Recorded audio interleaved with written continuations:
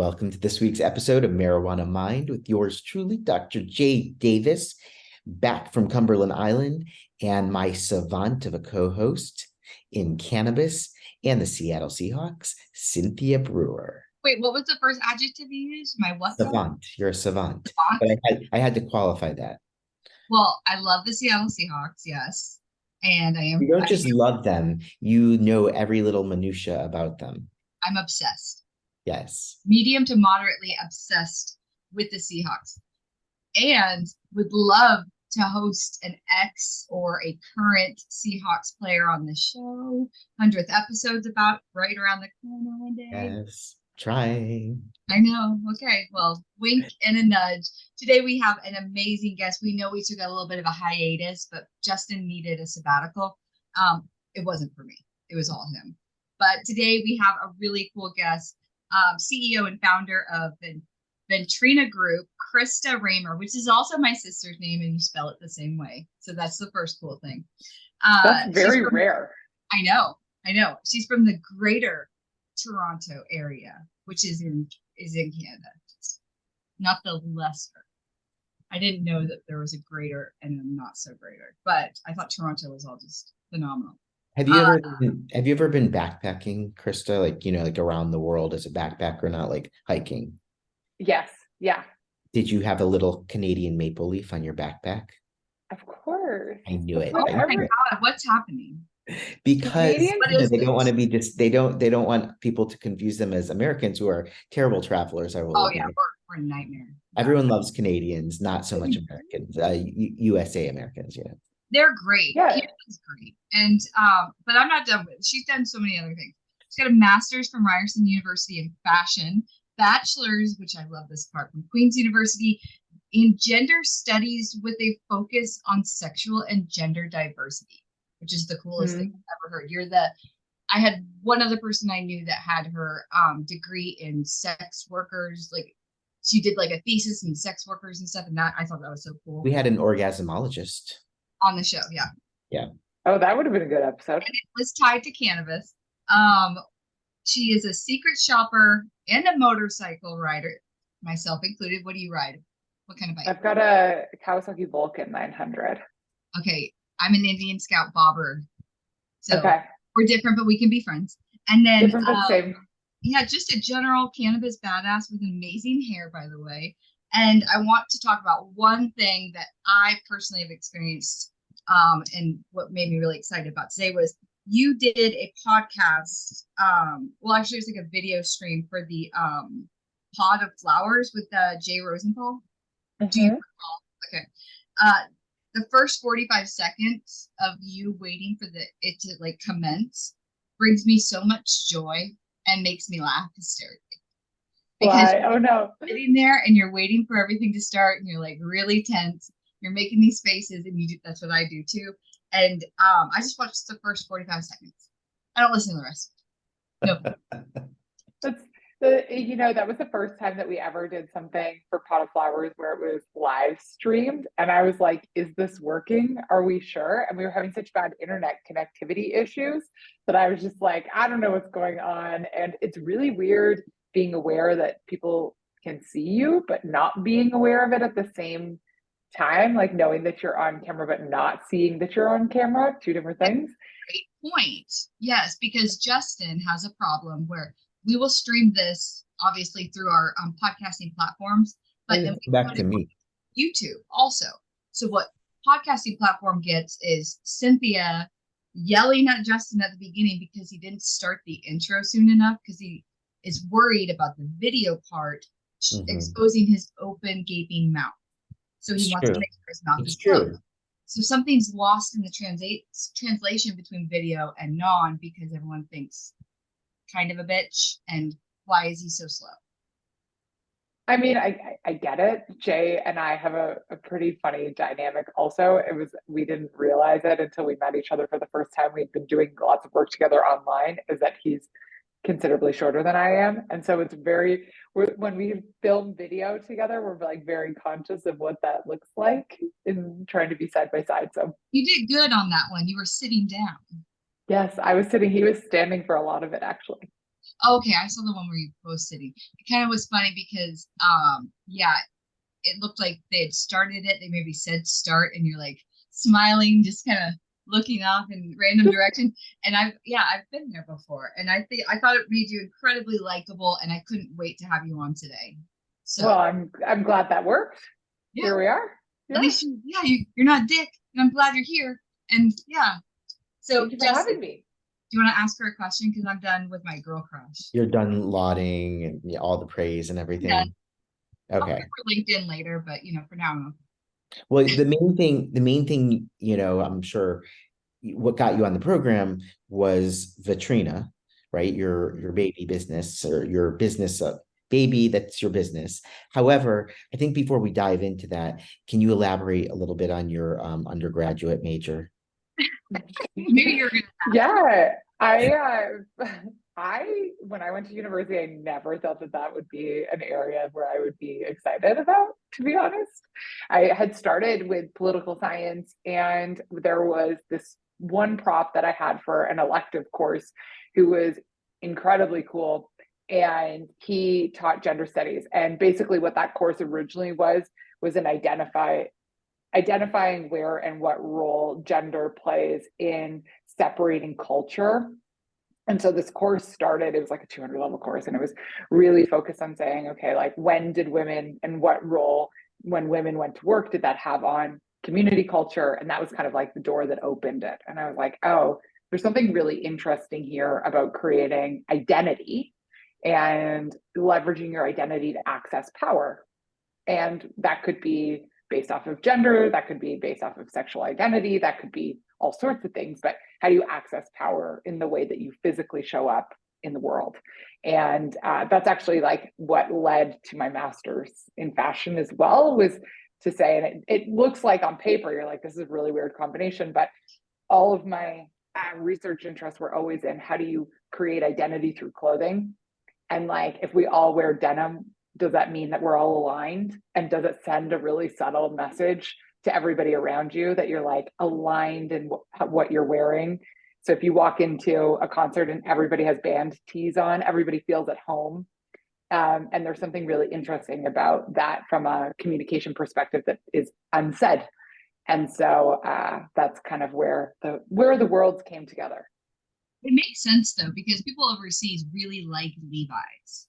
And so that to them is like really cool. Geez, even back in the day. Maybe, and then also when you're talking about like gender roles and power, I recently like binge watched Mad Men, like the series. Mhm. And I was so surprised. Maybe I knew it, but never remembered, forgot to remember kind of thing.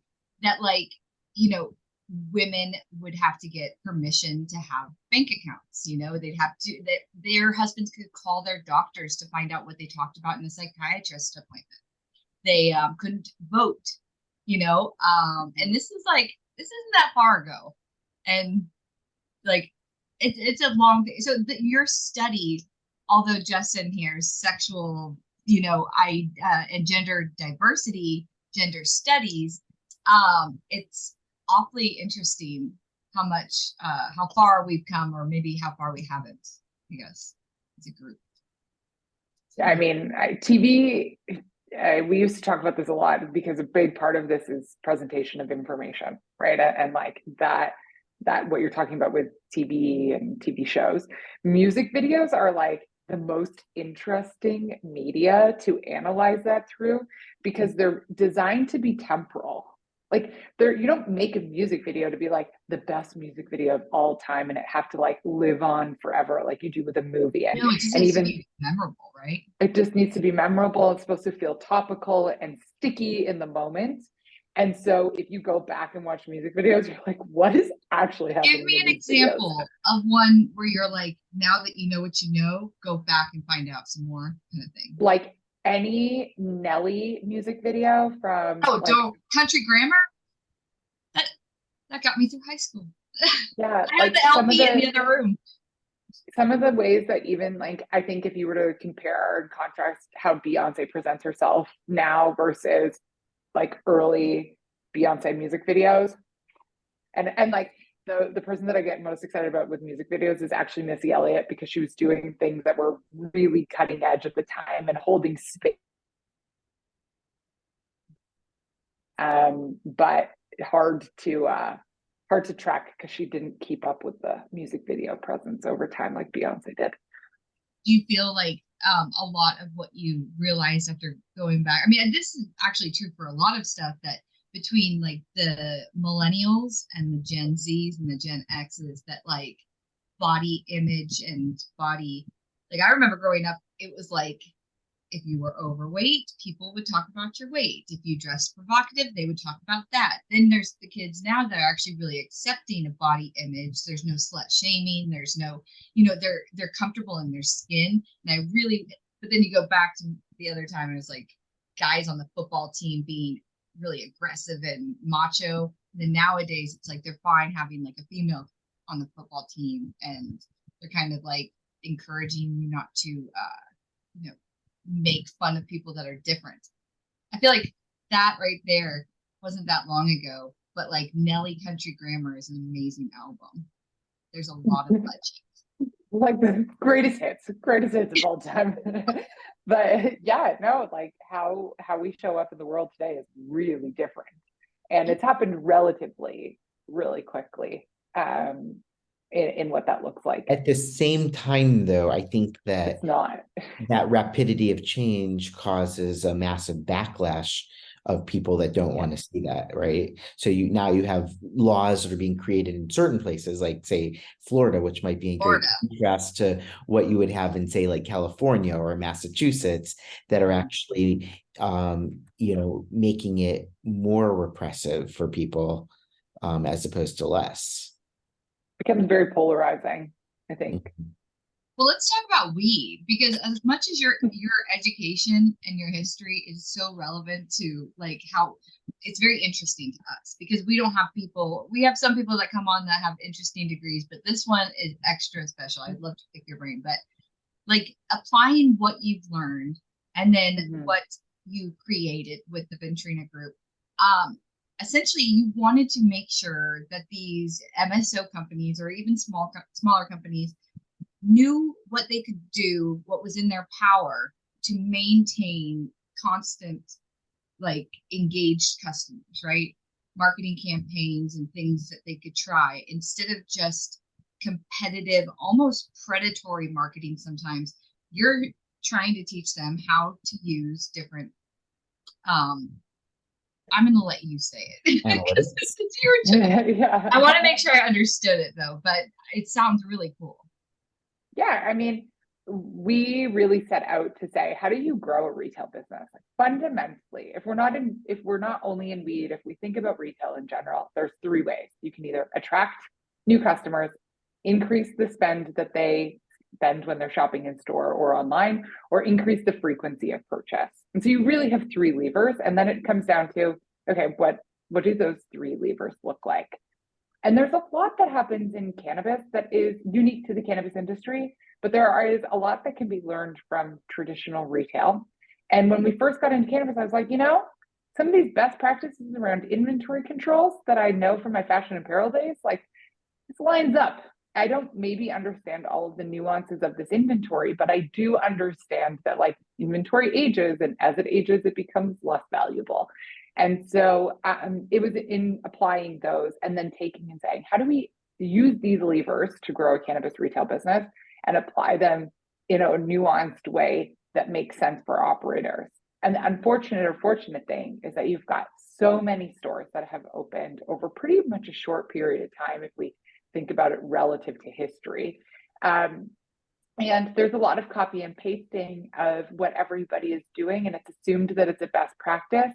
But is it a best practice, or is it really just that somebody did it and they do it because the other person is doing it? And that's some of the stuff that we were like, let's put an end to these and make sure that what we're doing at the store works for a profitability perspective, as well as like pulling those levers from a customer acquisition perspective. Krista, can you give us a specific example of a copy and paste practice, and then what you did to come in and change that? What you identified was maybe not good, and you were able to institute. I've got two really good ones. So if we snap back 4 to 5 years in time, everybody was talking about how their cannabis store was going to be the next Apple store. And so they would copy and paste the aesthetics, right? And the you clean had these line. clean lines. The problem is that in applying that as a store concept, Apple stores are not designed for a customer to shop in them weekly or bi-weekly. They're designed to make a one-time big purchase annually, and for you to like go into the store and envision the product in your hands and your life. Well, you can't do that in most cannabis environments because of regulatory frameworks, and we want the customer to shop way more frequently than once a year. So from a copy and paste perspective, there are great things that we can learn from Apple as a cannabis or as an operator, really, or a retail operator. Things like being sensitive to counter heights and acoustics in the space and how teams interact with customers. But we can't just copy and paste the model because without understanding the nuances, it doesn't work. A more current example that is still kind of like really panning out is daily deals. And customers or retailers driving like these daily promotions where on Mondays, maybe it was Monday munchies or whatever the fun lingo is. And so edibles are on discount. And the problem with that also is it doesn't take any consideration of the frequency of purchase of customers. And so some of our best. So it's like senior Saturdays. They're like, we'll just do senior stuff on Saturdays, but they're not going out buying weed on Saturdays. Not this big. Yeah. And like, is that a big enough time to capture customer attention? And are we driving them to a customer behavior of purchasing products on discount when they were willing to purchase it at full price anyways? And so are you giving away margin, or are you creating a customer behavior that you want to create? And that is where we like to kind of like come in and give a hand to a retailer to say, hey, do we need to do those things that everybody has been doing? Or is there a way that we can apply some of the framework or strategy, but without executing it in a copy and paste format?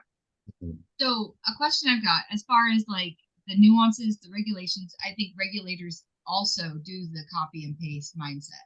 Like from the original markets that implemented programs, we've seen it continue all the way to now. Like I was on a call earlier with the New York regulators, and they're literally just still taking stuff from someone else who implemented. And then the next one, no one actually looks into the studies of whether or not these contaminants are unsafe for human consumption. So what I want to ask you is what marketing campaign or like gimmick would you love to see some of these large MSOs attempt if they haven't, or one that you would hate for them to see that you think that they might? Sorry, I wrote this. That was a question I wrote down, so that's why it's pretty intense. The one thing that I'd love to see people attempt more is just like a promotion without it being tied to a discount. Oh, give me an example. So when you see an advertisement for shampoo, there's no discount associated with the shampoo. It's just like promoting the features and the benefits of the shampoo or like of the toothpaste. Shampoo. Yeah, like just here's the new. And that's something that I wish that we like applied or thought more about is how do we strategically communicate for a large group of people that are trying to understand basic information about very complex products and say, what are features and benefits that the industry needs to learn or understand, and what do our customers do to make these products more approachable? So I wish that we would spend more time thinking about how we create like outwards communication to customers or potential customers and not relaying everything to a discount. I'm a patient, so I love discounts. Yeah, of course you love discounts, but wouldn't you also love to know that you're not purchasing the product on a discount because it was aging? Well, actually, there's some people here in Florida that they'll sell medicine that's seeded. Yes. It got pumped, or they'll sell medicine that's about to expire at a discount, and it sells because people are like, I could buy it for $30 per cartridge, or I could get it for $6. And you don't really think about, you're thinking savings, you're not thinking integrity of the medicine. So exactly. Yeah, I'm guilty. would you go and buy like potentially questionable aging milk? Well, they Probably do have it not. on a discount with like a sticker on it. There's stores that are like it's about to expire, If, but they'll give you a couple of days. or they're like consumed today, and you're Yes, like, must be. this fruit could be bad by the time I get it home. I'm unsure at this time. No, and but it's about creating like the integrity and the trust and how we communicate that. And I think just we have a really difficult time, and there's a lot of products, and there's a lot of information to know about all of those products. And thinking about in other behaviors in your life when you purchase something full price, what that is, why you purchase it in that way. We have to be more critical of thinking about the way that we shop, not just in cannabis stores, just like in your life as an experience, and start to take learnings from that and apply them into cannabis. I always think about Palm Springs, how it was a disaster, right? And nobody wanted to move. Why would you want to go to Palm Springs, the desert, before it was anything? And Right. so they changed their strategy and charged astronomical prices. And then people are like, oh, this must be great. And only a few people, it's very exclusive. And that's what really made it become popular. And I'm Yes. guilty, I think, Yes. a lot of times of that mindset where instead of looking for the cheapest thing, I'm like, well, maybe the expensive thing is better, which also might not always be true, but Totally. It's all positioning. It's funny. The definition of luxury is like a mix of understanding craftsmanship, time, and exclusivity. And like, if you think about that in cannabis, it's like exclusive strains are really interesting. Maybe that's when you spend a little bit more, or like the craftsmanship, maybe, yeah, you don't get a product with seeds, or you get something that's hand trimmed, or it's live versus distillate products. Like all of this comes into play. I think it's just about how we think about, we communicate those. And it's very difficult to say what is going to resonate with me as a customer versus with either of you, and how do you share that information effectively is where things get off the rails really easily. Well, in vertically integrated markets, especially, I can tell you from my experience that you will get me to spend full whatever the price is, no discounts, if you have something different and weird. Now, what happened at the beginning is a lot of people had specialty pods with specialty batteries, and then that battery kind of progressively got better, and so you got the new one. I wanted all the colors. There was True Leaf did it, LHS did it, and so then there was the Dart and all these, and then they stopped it. But it was like Pokemon for me. I was like, I got to go get all of them, so I need Gotta all go these get them all. specialties. It was so dumb, but I did it. And those pods were like $55 for a 0.5, and I had to get the battery instead of just getting a cartridge and a cheap battery for $20. I wanted to spend them more. I wanted to get all the G series pens, and I did. But now they stopped making the stuff that goes with them, so now I have nothing but unusable equipment. So they just standardized all of their products, and they didn't change anything. So how do they set themselves apart to gain that loyalty from customers? Well, I think if you work and do a bit of a critical analysis and say, well, why would they had all of these differentiated products, and then now it's like, well, we need to get our operating expenses under control. Yeah. So we're going to create efficiencies. And so how do you create efficiencies? You like make it so that it's easy to redo a bunch of things. But I think it's also about how do you think about introducing newness, like in your example with carts, for example, to be specific, for example, is like flavor is really interesting. Flavor profiles, there could be core offerings, there could be seasonal offerings. How quickly is product coming in, coming out? Like, what if you went into store and there was a mango papaya and it's only available for the next, or as much as the inventory is, and then it sells to kind of like the next thing. And specifically with concentrates or carts is like you have this mix of that you can bring multiple strains together that could create flavor profiles. And do we leverage that enough? And selling by flavor, like that's taste and preference is something that everybody has in common, but it's also really difficult to say, do you and I taste mango the same way? We're unsure. But there are larger trends that would tell us what things might be relevant and or when something is more relevant than others. Pumpkin spice, really relevant Just right now. about to say the pumpkin spice mentality, because that's how you know it's fall. And they do that with weed. They have like all these like harvest, cranberry or whatever. But You see that a lot with beer too, right? Yeah. yeah, And coffee, Starbucks coffee, or that's what I'm various. saying. Pumpkin spice is the Starbucks mentality. Um, She's nailing it. Like, I love marketing. I went to school for marketing. And so everything you do now is like what I wanted to do. I'm very envious. What I want to ask you, with your fashion background and your knowledge of the cannabis space, have you noticed that there's a deficit for non-cannabis producers in a fashion sense? Like, not giving away free swag because I make weed. It's maybe ancillary to the, or supportive to the weed industry, not a grower, but like a clothing line, like a fashion line for the enthusiast.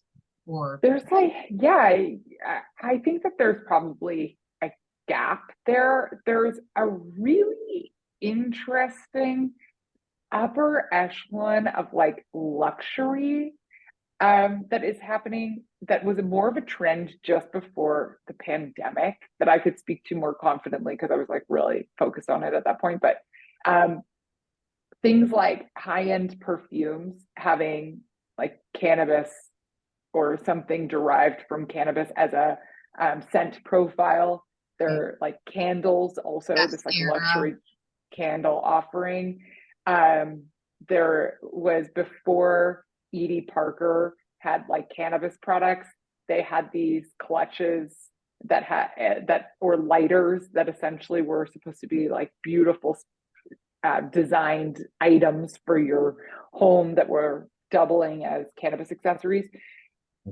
Inventory buyers, say for example at like Bergdorf's and Nordstrom, have started to take this into account in terms of cannabis and lifestyle. So there's indications there. I don't think anybody's really owning that space though.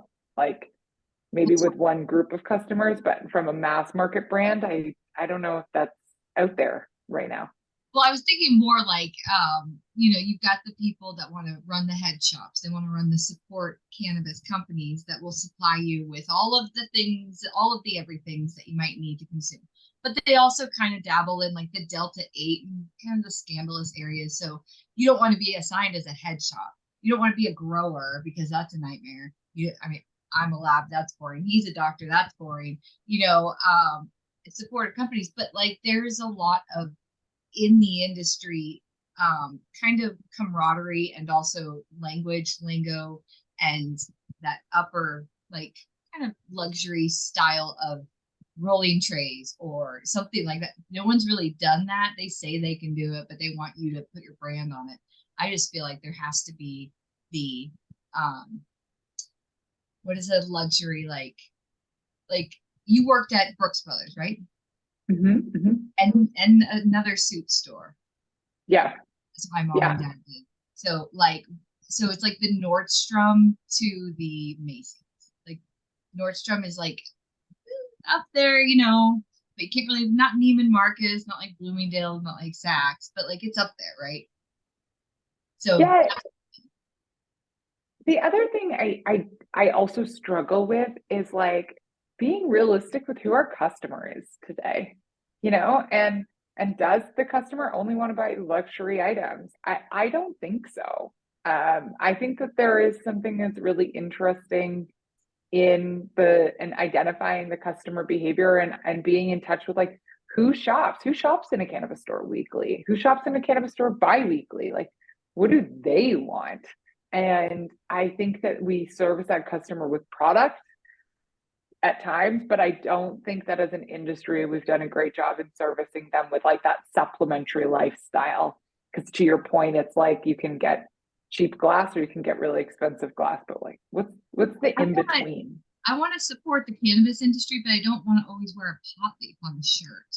Yeah, like how do you acknowledge my cannabis consumption life without it being like a heady smoke I don't need it to derived say, design. Yeah. you know exactly what I mean. So yeah, there is like kind of a style that it leans towards, which is a little younger and more hipper, and they probably, graffiti-esque, and everyone seems to mimic that. I guess that's maybe the new Apple for the MSOs. So how many The new multi-state operators or cannabis companies does Vetrina work with right now and advise? So right now we're working with, it depends on how we want to define working also, because we do like anything from small contract work up to projects into retainers. So we have clients who work and have multi-state operators who are on retainer across the US. So we work with like 10 core groups like that.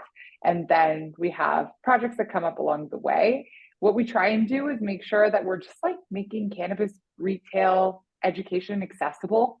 And so that is a translation of being able to work with some of the biggest operators as well as some smaller groups, and making sure that maybe they just have the information to set them off and that they can kind of execute on what strategies need to be deployed next. So it's a mix. One thing that we're really excited about though is that we have brought like a retail education course that is really specifically made for how do you get an assistant manager to think about a business like a store manager, or what do we want the store manager to think about? And we're trying to make that really approachable through an online course. And so that we have started to work with retailers around if they need that level of education deployed, or even if you're a one-off operator and you have your own store, making it so that you can access that type of information. How do you decide on what the actual information is? So how do you get your data, but not the analytics per se of the business, but what the strategy should be for them? Well, I think like we have to be really focused on what outcomes are we trying to drive first. And sometimes that is actually where we get started with clients, is to just say like, what are we trying to achieve? And what is your goal here? What is the goal? Like, are we trying to grow rapidly? Are we trying to sustain the business as it is? Are we trying to get the doors open? Are we trying to acquire other operators who maybe haven't had the best stab at it, and now it's our turn to try and take a win at that location? And so it's a lot of first starting with what are we trying to achieve, and then backing into what the steps that need to be done are.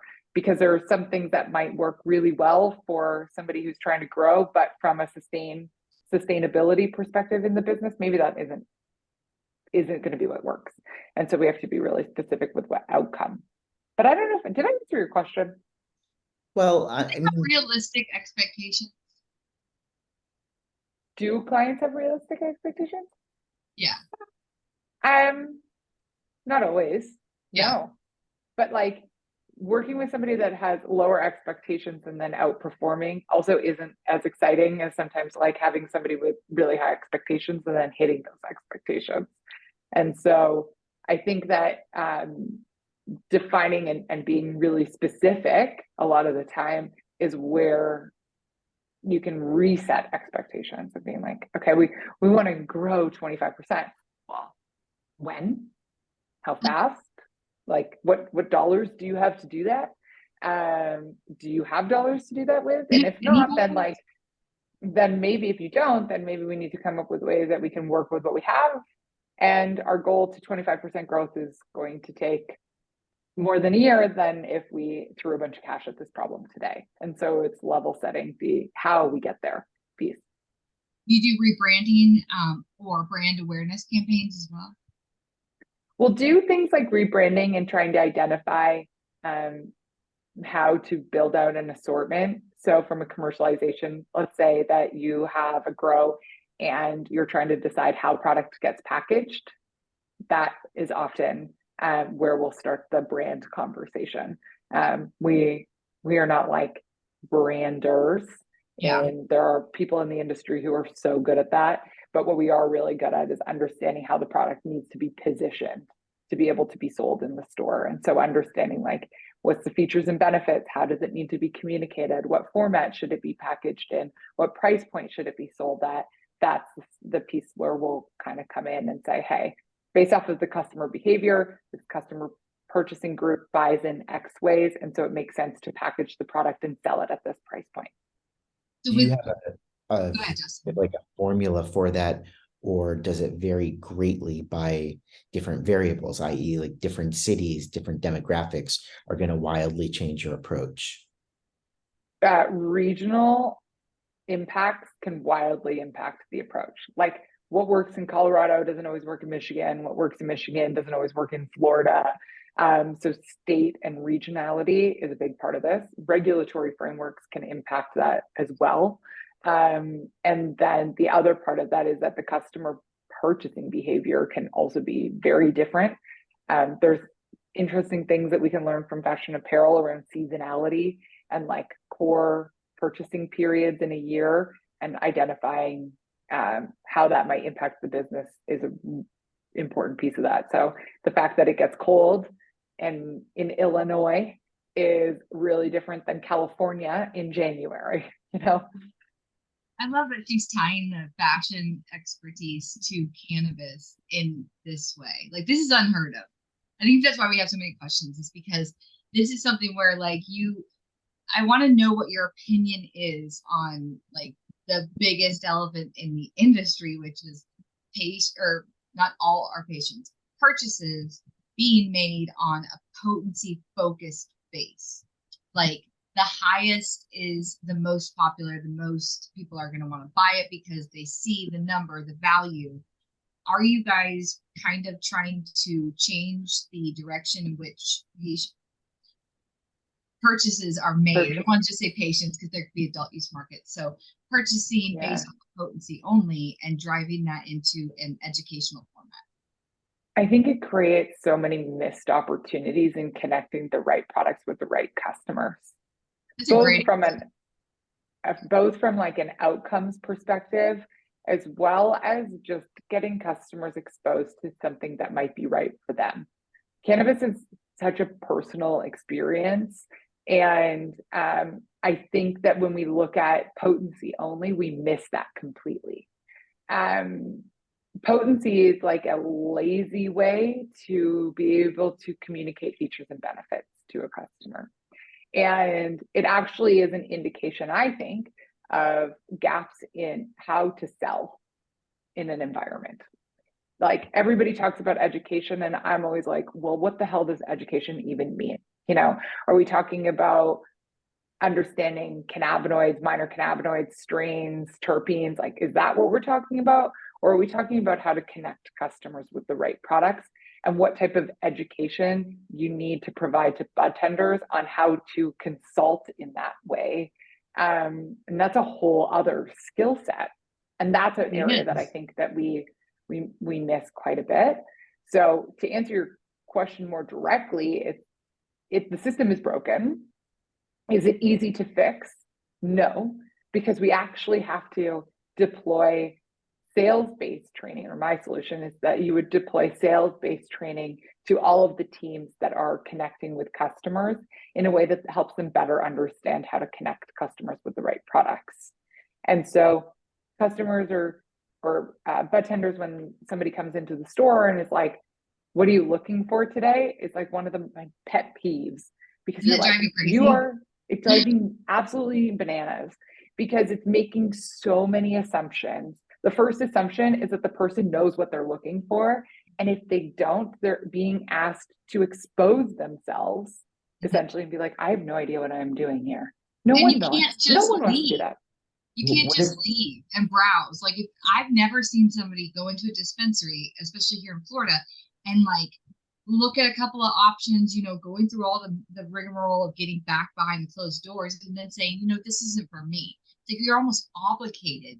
You feel guilty if you don't buy something, even if you don't know that that's even what you want, because this like minimum wage person is playing doctor and essentially telling you what's best.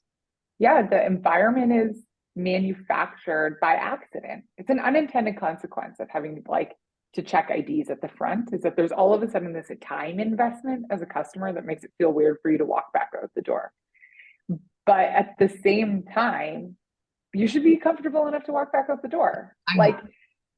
I'm not either. I go into hundreds of stores And every time I buy something, and I buy all sorts of stuff that I'm like, I will never consume this and give it to someone else.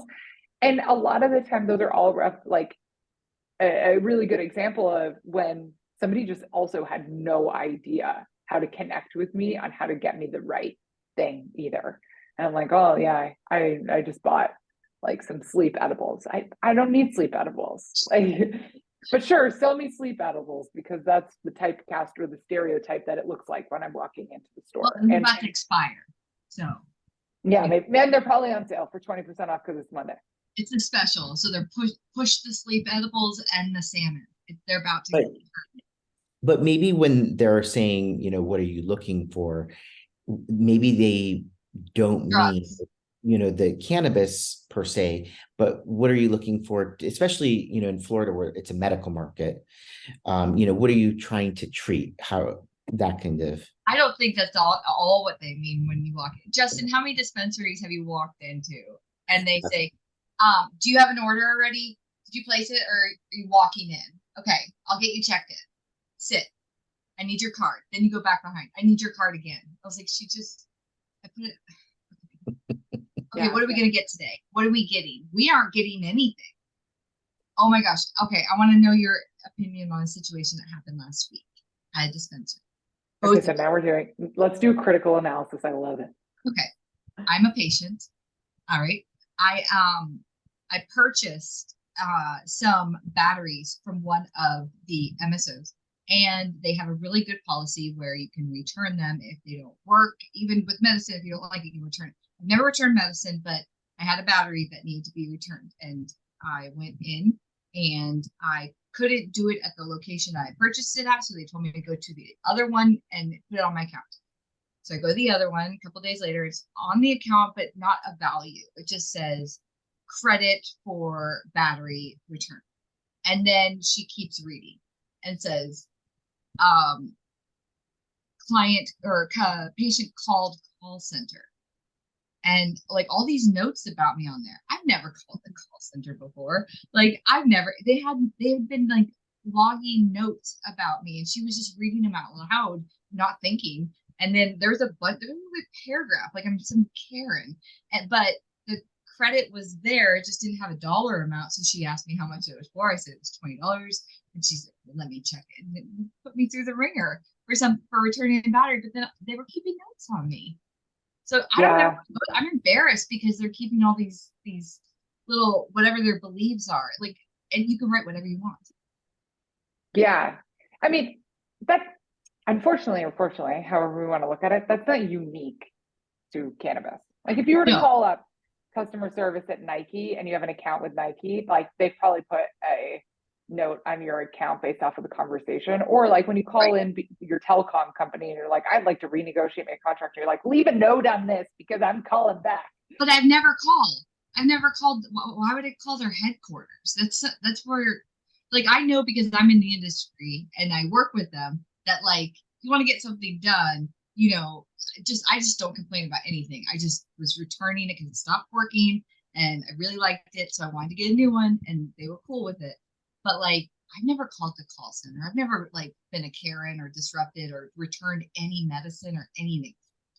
But they put notes on there that weren't even true. It's a really good reflection though of just like what the customer service training looks like. Oh yeah, so in and out.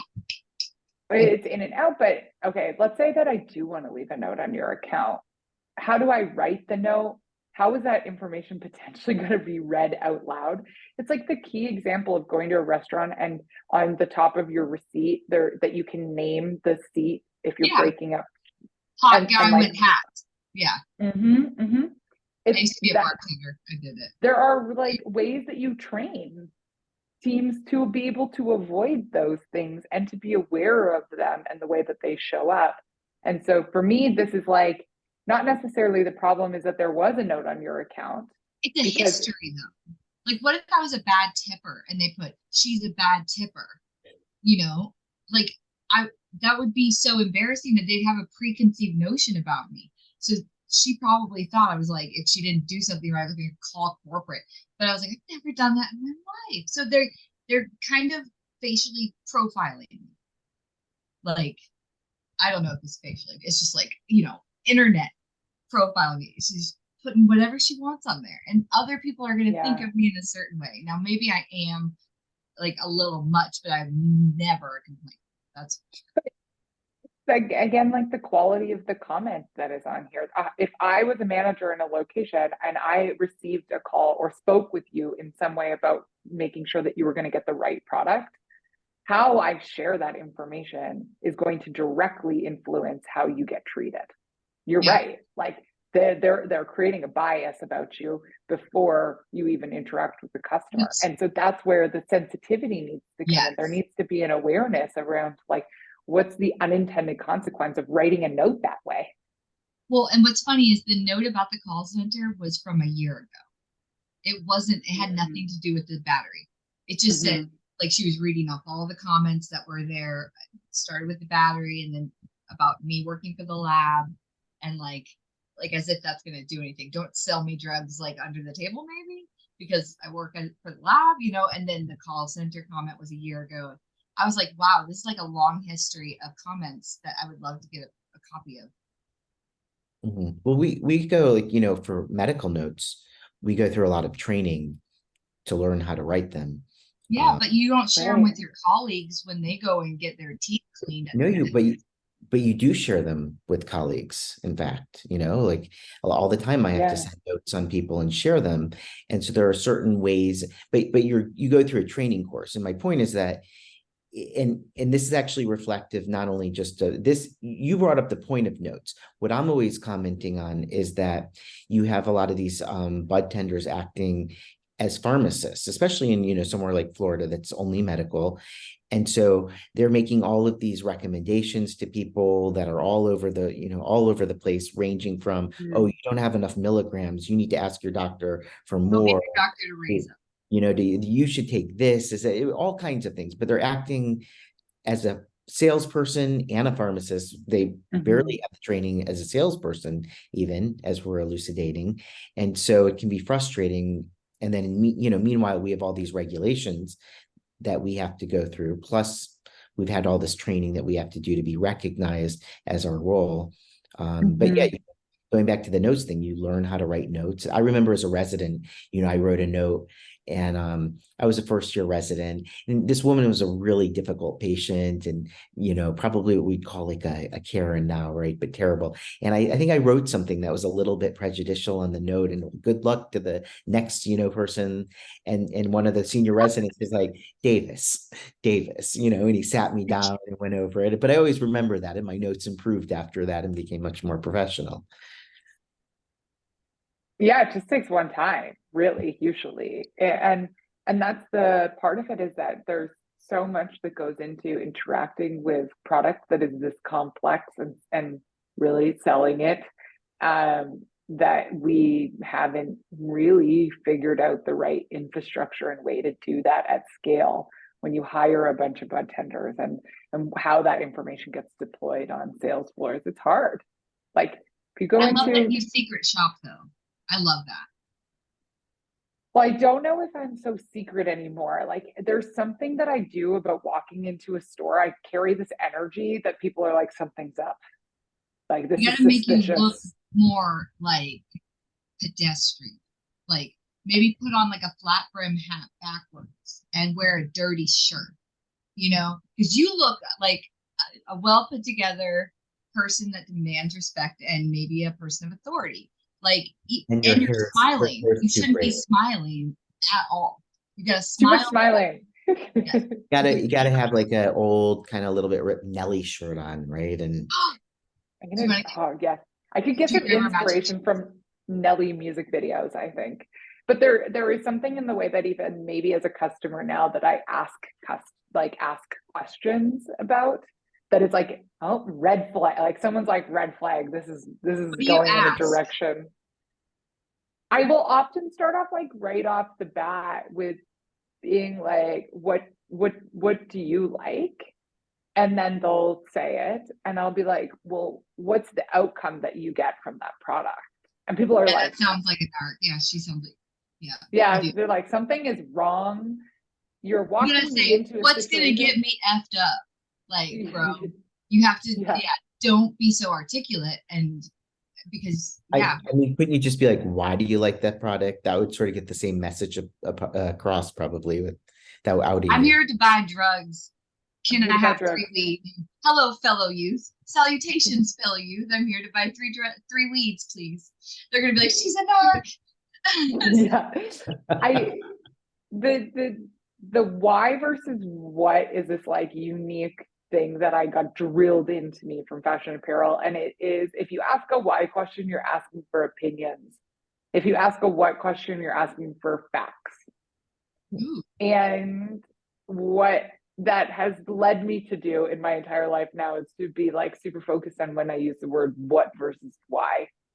And so what I wish that bud tenders often did when they were interacting with me is start to utilize things like what based questions or trying to understand set and setting.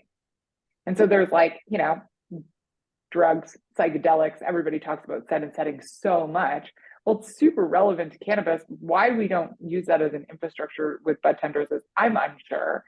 But if I say I'm going to a concert, that is a really different set and setting than me going home on a Saturday night and wanting to relax. And all of a sudden, you can provide really different recommendations based off of that.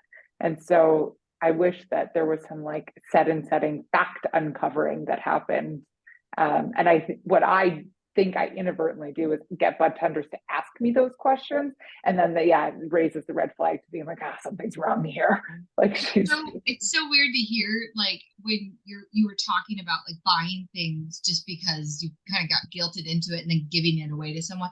Like in Florida where we are, it's a medical program, so you can't do that. You also can't tell them that you're going to participate at a festival versus like in public, because that's not allowed yet. So I see where the struggle of your group specifically and the nuances of the markets individually can be kind of a nightmare, so that you have to kind of wear a bunch of different hats, like the regulatory, the current, like what's trending kind of thing, the influencer, but then also what's allowed by law to do. Like, can that or that situational comment that you said, that wouldn't be something you could do here. So what would you say to somebody in like a medical market? I'd be like, what brought you in today? Yeah, but then you're exposing your medical your disadvantage. And is that like kind of exploiting patients to have to talk to a stranger about their ailments when they have a doctor that approved that? I mean, maybe the answer of that is going to be like, I just visited my doctor, and that they're going to tell you information that, are you asking them to, are you asking, I would be like, are we asking that question with them to expose the outcomes that they're trying to achieve? Or are we asking that question to give us more context? Oh, I heard from my neighbor that this store is great and I've shopped at other locations, but she recommended that I come to this one. Or I just went to my doctor and this is what we had a conversation about, and it gives the bud tender the context. Because Justin, earlier you were saying essentially, like they are playing, a lot of the time bud tenders are playing pharmacists. And it's because there's a lot of assumptions that are being made about something. And are we giving our customers enough opportunity, or patients enough opportunity, to expose the reasons or the base information which is influencing showing up in the store in the first place? I would think the history also for a medical state, like what have you tried so far, or what are you familiar with? Because I've seen bud tenders sell RSO to old people, and they weren't like suffering from, I don't know what they were suffering from. I like to just try not to listen and HIPAA compliant myself while I'm there and get out, because I'm buying drugs and that's illegal and it's cool at the same time. So I don't want to lose that privilege. But I've seen people try and sling really, really potent flower to old people. And I'm like, you should be low and slow, like barbecue. Just kind of, they're going to get scared. Everybody who has a bad like situation with weed, it's always flower. I took in too much flour, I ate it edible, and I didn't know how potent it was. So maybe ask them their experience level with their cannabis so far. As a kid back in the 60s, are you But dabbing again, grandma. you're assigning the bud tender this level of knowledge and professionalism, which they don't necessarily have, right? That might be a good thing as Right. a training Good point. program to institute that, but they don't have that. Well, that's you. You're supposed to do it, but then you can't suggest a place to go buy it because that's not allowed. You can't have any bias. You can tell them, hey, and you can't even say we've seen a lot of positive impact with people with, anxiety with this specific strain from this place because that would show bias. And you're not getting No, I'm allowed to say that. you're not getting that information collectively from the state. You're not getting that. No, that's okay. I can say I've had a number of patients that have come in and told me this. Yes, I say that all the time.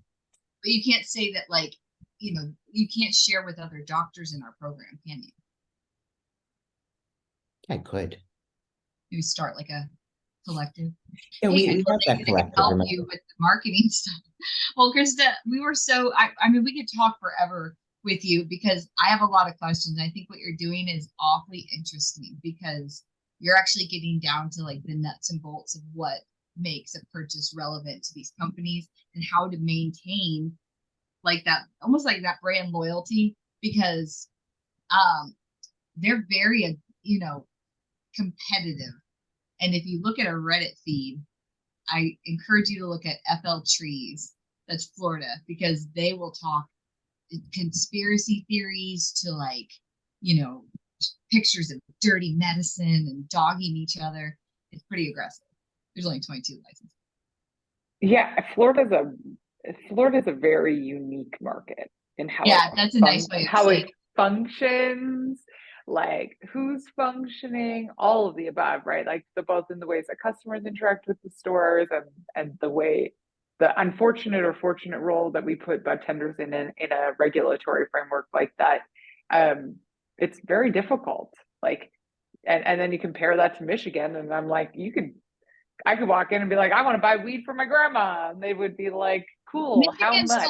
They sold me a strain called Meat Breath, and I bought it with money in exchange for money. It's crazy. Yeah. It's called Meat Breath. But love it. Thank you. And I think like both what you're doing around having a conversation of what is the realistic expectation and experience of the people that are working in the industry is like really important to start to expand who might be in the industry. And are there other people with other skill sets that should be brought in? And I think what you're doing is really important. I think we should do confessions of a dispensary worker and just be anonymous and let them spill all of the get some bud tenders going and get some realistic feedback around how customers act in store as well as what products are. If it's anonymous, you can see the good, the bad, the ugly of what they do behind closed doors. Okay, we're gonna get this in the works. Call your people, all the people you know. We can go on a secret shop mission, and we'll do it through a secret shop, like undercover boss. Yeah, but I want us to dress up as two older ladies that are like, two divorcees, older ladies that do jazzercise or like water aerobics, and then we come up with fake names. You can be Marsha, and I'll be like Karen, and then this is gonna be great. It's more about the outfits to me, and then we definitely speed walk in a mall in the morning before the mall opens. Yeah. Yes. And why wouldn't we wear the hat if it was free? It was a free hat. Why wouldn't I wear it? Frankie and what's the show? Frankie. And Gracie. Yes. We can do this. And probably give us a six. And we might even be able to get some sponsorship going for this, Oh no, Justin will sponsor us. We know plenty of people that will give us money for this. I feel like, and your name is Krista, which is my sister's name, and my parents met at Nordstrom working in the men's suits department. So there's like a kindred spirit there. I went to school for marketing, Justin. Like, she's doing the dream. She's cannabis and marketing and fashion and I want to take it back full circle. When you sexual orientation. When you went with your little, even further back, when you went with your little maple flag backpacking, where did you go? Spain and Amsterdam and Scotland and Ireland. I would have been like 18. I was like a little kid. Dude. Just going out with my backpack. You're like Dora the Explorer, Canadian style. Yeah. The Toronto edition. It's like we're just out here trying to find other Canadians internationally, and just like we're not going to get mad at you. Everything is fine. We're not going to like yell at this restaurant. Like when We a have the dog Canadian sees flag. It's another all dog, good. and a Yeah. dog sees another dog in a car, and you're like, "There's a dog in that car." That's what you're like when you see another Canadian backpacking in Spain. Yes, 100%. You like People waving. are Like, so hi. kind. Hi, how's your day? Well, Yeah. you are super awesome. You're super polite. I love what you're doing, and you are just a delight to have on. Welcome back anytime. If there's somebody that we know that listens to our show and wants to get your company's services, how do they contact you? We actually post weekly, really helpful educational tips and tricks on LinkedIn. So you can find me on LinkedIn at Krista Raymer, as well as on our website. We've got lots of information, both in terms of our blog, as well as an area where you can reach out and schedule a time to meet with us. Okay, we'll link it in the description, all of your socials, and when And this the company goes up, again is Vetrina. Vetrina, yeah. It means Vetrina. What does it mean? Yeah, it means shop window in Italian. Shop window? Mm-hmm. Vetrina. And you have to say Vetrina. Yeah. So my old business partner was on vacation when she wanted to name the business, and this was originally when Vetrina was going to work with non-cannabis companies, with fashion and apparel companies, and then it's stuck. So here we are, Vetrina. Kaicha is supposed to be the Thai word for marijuana, but if you get Siri to say it, it's not the same. But that's what we named our lab.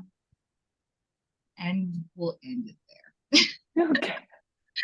Thank you again, Krista, for everything. And this is Cynthia Brewer signing off for the Marijuana Mind. We are coming up on our 100th episode just around the corner, and we are not going to allude who the wonderful guest is going to be because Justin Davis is busy like making that phone call and probably sweating bullets trying to make sure they can Sweating bullets. Yeah.